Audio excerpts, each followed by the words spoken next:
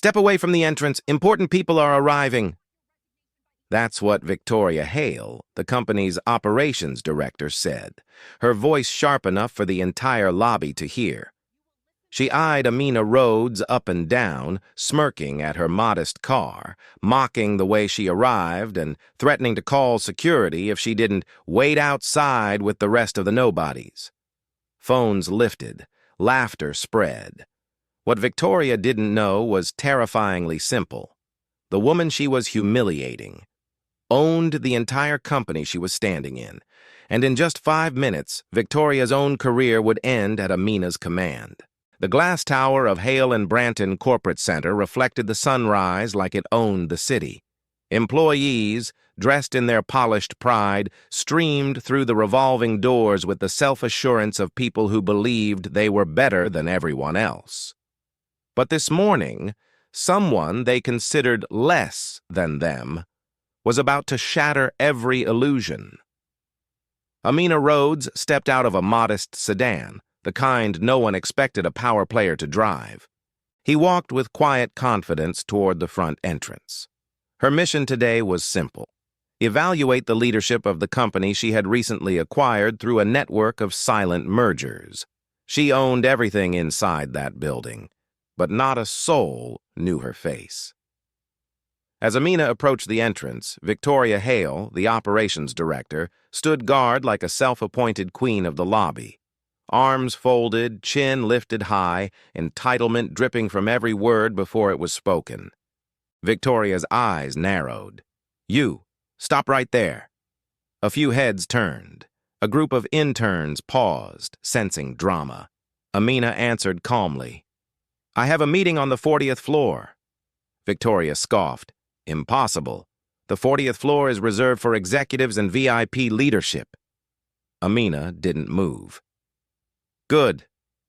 Then I'm in the right place." The crowd chuckled. Someone began recording. Victoria stepped closer, enjoying the attention. "You think executives drive cars like that? Please, you belong near the service entrance, not here." Amina tried to walk past her, but the director blocked her again. "You're not embarrassing the company today," Victoria hissed. "Wait outside until someone important arrives." She pointed toward the street as if she were ordering a stray animal away. Security approached instantly, eager to serve power. One guard asked Victoria, "Do you want her removed?" Victoria replied loudly, ensuring the lobby audience would hear every syllable. "Yes, before she makes the place look desperate." The laughter stung more because it was designed to. Amina looked around. Every face held the same unspoken message.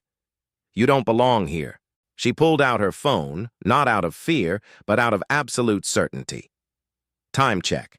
7:55 a.m., 5 minutes until her scheduled move. Victoria smirked. "Calling for a ride already? Good choice." Amina ignored her. The elevators opened, and a group of executives rushed out, including Thomas Branton, CFO. They nearly collided with Victoria. "Victoria, why is the lobby on pause? The board meeting starts in—" He stopped mid-sentence when he saw Amina. "Who is this?" he demanded.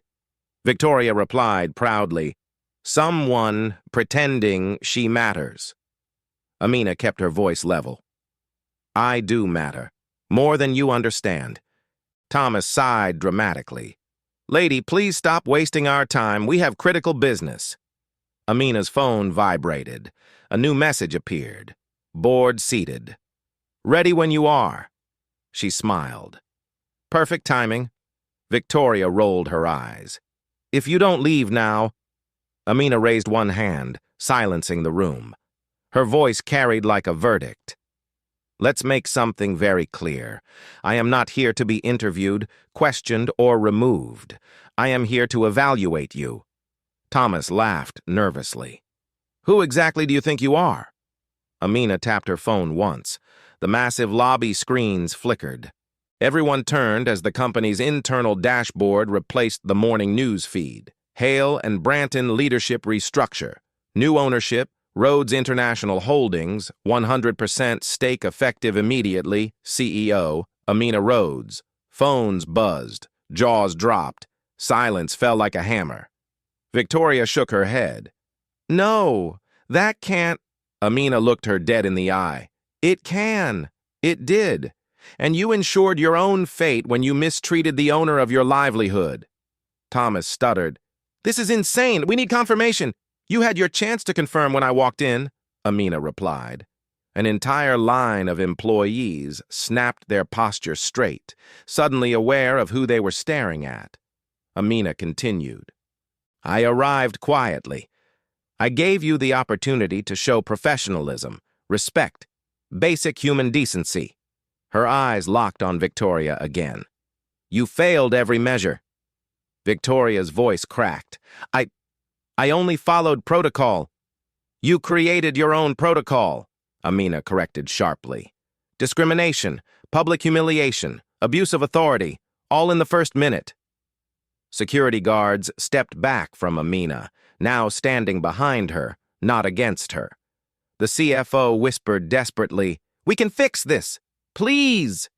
Amina held up the termination file already displayed on the screen. Effective now. Employment termination. Victoria Hale. Cause. Conduct unbecoming of leadership. Victoria gasped. You can't fire me for a misunderstanding. Amina stepped closer. You didn't misunderstand my position. You misunderstood your own. Then she turned to Thomas. The board is waiting. I will handle leadership adjustments personally. If you want to remain, prove you're better than what I saw today. He nodded immediately, terrified.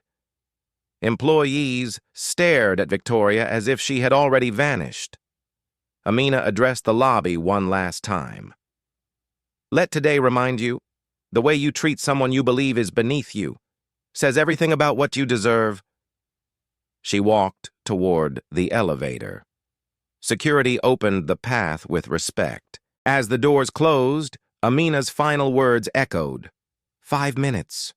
That's all it took to reveal the truth. The elevator ascended, leaving a lobby frozen under the weight of collapse. And Victoria Hale, once the queen of the entrance, now stood outside it, jobless and exposed exactly where she tried to force Amina to stand.